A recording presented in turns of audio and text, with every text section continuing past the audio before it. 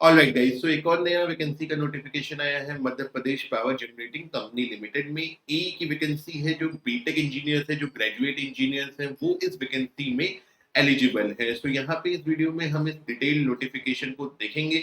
और वीडियो को आप देखें इससे पहले मैं आपको एक बात बता देना चाहता हूँ कि इस वैकेंसी में एक्सपीरियंस भी मांगा गया है। मतलब अगर आप केवल फ्रेशर हैं तो ये वैकेंसी में आप अप्लाई नहीं कर पाओगे। सो मैं नहीं चाहता कि आपका टाइम वेस्ट हो, आप ये पूरा वीडियो देखें और मैं एकदम वीडियो के लास्ट में आपको बताऊं कि भाई इसमें तो एक्सपीरियंस चाहिए था और आपके पास तो एक्सपीरियंस है नहीं। तो अपना समय बर्बाद मत करें, जाकर के पढ़ाई करें। सो गाइस, इस डिटेल नोटिफिकेशन इस वीडियो में हम इसकी बात करेंगे। असिस्टेंट इंजीनियर की कितनी वैकेंसी आई है, कौन सी ब्रांच में वैकेंसीज है, सिलेक्शन प्रोसेस क्या है, फॉर्म कब से कब तक भरा जाना है, एप्लीकेशन फीस क्या है और क्या एक्सपीरियंस की रिक्वायरमेंट है। तो चलते हैं Madhya Pradesh power generating company limited की वेबसाइट पे, एमपीपीजीसीएल की वेबसाइट पे, और देखते हैं कि क्या है इस डिटेल नोटिफिकेशन में। सो अगर आप वेबसाइट पे जाओगे तो कुछ इस तरीके का आपको इंटरफेस देखने को नजर आएगा। यहाँ पे सबसे पहले आपको दिया हुआ है direct recruitment for the post of assistant engineer. So assistant engineer का डायरेक्ट रिक्रूटमेंट का यहाँ पे डिटेल एडवर्टाइजमेंट है। अगर आप यहाँ पे क्लिक करेंगे डिटेल एडवर्टाइजमेंट रूल बुक पे, तो आप इस तरीके से इस नोटिफिकेशन पे पहुंच जाएंगे। Madhya Pradesh power generating company limited का ये नोटिफिकेशन है। तो सबसे पहले मोटी मोटी बात करेंगे, बहुत लंबी बात नहीं करेंगे। तो यहाँ पे क्या है हमारा टोटल वैकेंसी है 44। कितनी वैकेंसी कौन सी ब्रांच के लिए है? So assistant engineer mechanical, electrical and electronic. Mechanical में 13, इलेक्ट्रिकल में 15 और आपका इलेक्ट्रॉनिक में 16 वैकेंसी है। कैटेगरी वाइज इस तरीके से यहाँ पे वैकेंसी बताई गई है। ठीक है, अब अगर हम इसमें चयन प्रक्रिया की बात करें तो चयन प्रक्रिया हमारा क्या है कि सीबीटी टेस्ट जो है, कंप्यूटर बेस्ड टेस्ट आपका लिया जाएगा। 100 नंबर का टेस्ट होगा, 1 नंबर का एमसीक्यू क्वेश्चन पूछा जाएगा और इसके बाद कोई इंटरव्यू वगैरह की बात नहीं लिखी हुई है। सेकंड पॉइंट में आप देखोगे तो लिखा हुआ है कि इसमें सीबीटी टेस्ट में जो भी नंबर आपके मिलेंगे उसके हिसाब से मेरिट बनेगी और मेरिट से आपको डॉक्यूमेंट वेरिफिकेशन के लिए बुलाया जाएगा।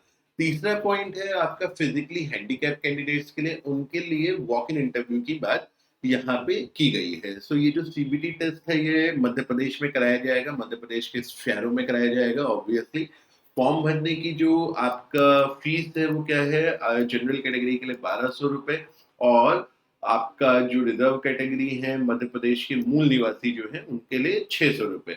इसके बाद अगर हम जाए तो ये फॉर्म आपको देखो पूरी तरीके से ऑनलाइन भरना है। इस फॉर्म में आपको कोई चिट्ठी विट्ठी नहीं भेजनी है, पूरी तरीके से आप ऑनलाइन इस फॉर्म को भर सकते हैं। और ये जो है आपके क्या क्या फॉर्म भरते हुए कौन कौन से डॉक्यूमेंट की आपको जरूरत है ये सब यहाँ पे बताया गया है। जैसे 10th की मार्कशीट, आपका जो है रेजिडेंस सर्टिफिकेट, ये सारी चीजें यहाँ पे बताई गई है। इंपॉर्टेंट डेज क्या है, 22 अक्टूबर से 20 नवंबर तक के बीच में आप इस फॉर्म को अप्लाई कर सकते हैं।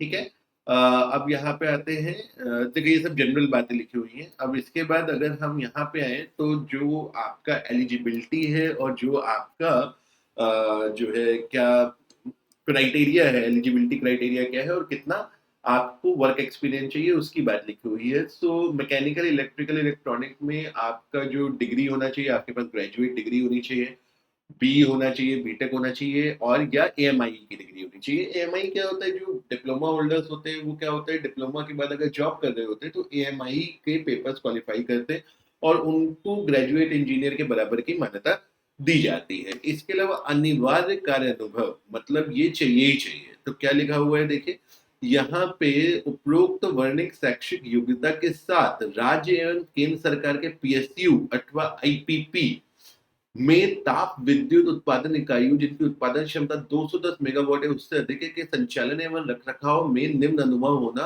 अनिवार्य है। मतलब एक्सपीरियंस तो मांगा ही है, एक्सपीरियंस में भी ये पर्टिकुलर एक्सपीरियंस मांगा गया है कि आपको किसी स्टेट गवर्नमेंट या आपको सेंट्रल गवर्नमेंट के पीएसयू और ऐसे किसी प्लांट में आपको 210 मेगावाट से जो अधिक हो उसमें 5 साल का असिस्टेंट इंजीनियर का एक्सपीरियंस चाहिए, या अगर आप जूनियर इंजीनियर है रहे हैं तो जूनियर इंजीनियर में न्यूनतम 9 वर्ष का कार्य अनुभव आपको चाहिए। तो एलिजिबिलिटी क्राइटेरिया में क्लियरली है कि आपको जो है बीटेक के साथ साथ ये आपका वर्क एक्सपीरियंस भी होना चाहिए। और यहाँ पे एज लिमिट आपको 21 से 40 साल तक का दिया गया है और गवर्नमेंट के नियम के अनुसार जो भी इसमें एज में छूट दी जाएगी वो आपको छूट यहाँ पे दी है। ओके, मध्य प्रदेश के नियमों के अनुसार ये आरक्षण वगैरह यहाँ पे बताया गया है और बाकी सब जनरली जनरल बातें हैं। सो बेसिकली अगर हम बात करें इसमें, ओके सो अच्छा, उसके बाद जब आपका यहाँ पे सिलेक्शन होगा तो एक आपका 1 साल का ट्रेनिंग पीरियड है। ठीक है, 1 साल का ट्रेनिंग पीरियड है और सैलरी की बात करें तो पे स्केल अच्छा है। पे स्केल 56,100 से 1,77,500 रुपए है। ठीक है, तो मतलब सैलरी काफी इसमें अच्छी मिलेगी आपको।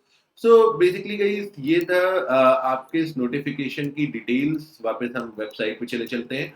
सो गाइस देखिए क्या होता है कि ये जो नोटिफिकेशन आते हैं असिस्टेंट इंजीनियर के, ये आपका जो नोटिफिकेशन है ये एक्सपीरियंस वालों के साथ का है।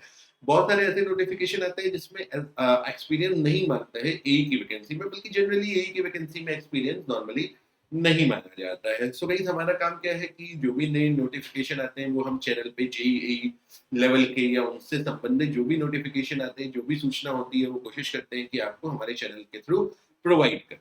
ठीक है, इसके साथ साथ चैनल पे अभी जो रिसेंट एग्जाम्स हो रहे हैं आरआरबी जेई, एसएससी जेई वगैरह के लिए आपकी क्लासेस जो है वो भी चल रही है बिल्कुल free of cost. Okay, I hope आप लोग हमारे चैनल को फॉलो करते हैं। अगर नहीं करते हैं तो कृपया करके सब्सक्राइब करिए। Okay, so with this thank you very much and have a good day.